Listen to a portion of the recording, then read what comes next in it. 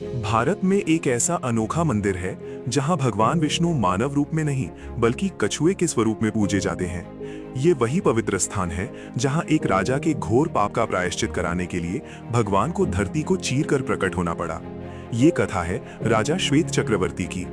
एक दिन राजा की पत्नी रानी विष्णुप्रिया मशधारा नदी के तट पर भगवान विष्णु की कठोर तपस्या में लीन थीं।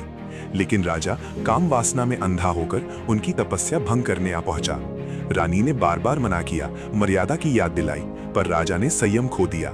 जैसे ही उसने रानी को स्पर्श करना चाहा, मशधारा नदी स्वयं क्रोधित होकर उठ खड़ी हुई। नदी में भयानक गर्जना हुई, एक विशाल लहर उठी और राजा को उठाकर दूर चट्टानों पर पटक दिया। जब राजा पानी से बाहर आया तो उसका पूरा शरीर घावों, फोड़े और पीड़ा से भर चुका था। तभी उसे अपनी गलती का असली एहसास हुआ। दर्द और पश्चाताप में डूबा राजा वहीं बैठकर भगवान विष्णु की कठोर तपस्या में लीन हो गया। राजा का सच्चा पश्चाताप देखकर भगवान विष्णु द्रवित हुए और तभी वे स्वयं एक विशाल कछुए के रूप में प्रकट हुए। भगवान ने अपने सुदर्शन चक्र से धरती पर प्रहार किया, जिससे एक दिव्य जलकुंड बना। आज उस पवित्र सरोवर को श्वेत पुष्करणी कहा जाता है। जैसे ही राजा ने उसमें स्नान किया, उसका रोगग्रस्त शरीर फिर से सोने की तरह दमक उठा। राजा की विनती पर भगवान विष्णु वहीं स्वयंभू कछुआ रूपी शिला में विराजमान हो गए।